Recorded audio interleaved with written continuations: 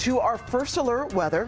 So it's an interesting mix that we got going on right now because it's weird when we find out that the high of the day is right now at 5:14 in the morning. This is as toasty as it's going to get. As toasty as it's going to get as temperatures start to fall. So we had a front come through, or rather it's coming through, bringing gusty winds, and that will introduce the cold air. So you caught it right at the beginning of the day and not the tail end of the day for the warmer air coming. All right, so how do we dress our kids? How do you dress the kids? Dress them in layers. They may not need the heaviest of coats this morning, but I think for the walk or the ride home today, it will likely be much colder with feels like temperatures down into the teens. So we're at about 40 right now. Feels like 35. It is still chilly, but this isn't that bad. In fact, we'll maintain this pretty much throughout the daylight hours today.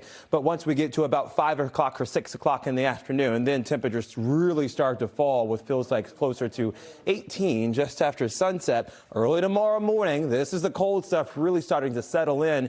You will feel it for sure. A biting wind from the west and northwest with feels like temperatures in the single digits. So it's this area of high pressure. It's on the way in. So it will keep us dry, albeit cold tomorrow. But dry is the important part because of what's coming in on the tail end of that. So Thursday, this is our next system up. And if you remember, we talked about this yesterday.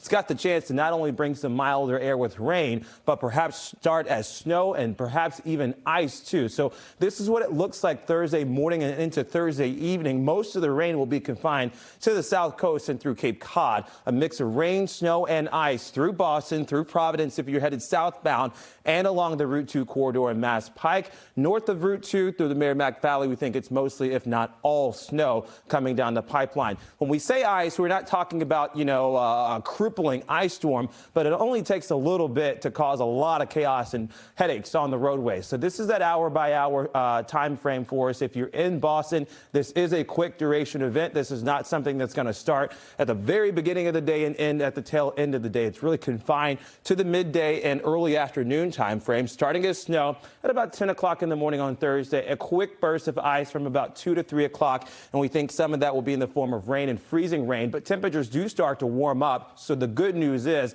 I think by the end of the day, most of us will have highs in the upper 30s. Here's across the Merrimack Valley. We think there's a longer duration snow and sleet event still starting mid-morning at 9 or 10 o'clock and should taper off closer to 5:30 or 6. So looking at that chance of ice and the accumulations, again, this is on the lower end of the scale. But remember, we've talked about this all week long. 1/100th of an inch is about the thickness or the thinness of your fingernail, and that's enough to put some black ice and spots of ice on the roadway. So we're still monitoring that for Thursday, which is why we've got a first alert. I think the biggest deal today is the gusty winds at 30 miles an hour and 44. That was the high at 12:01 this morning. The good news is, as we shift into Wednesday, it is dry, so that gives us time to prepare for Thursday's event.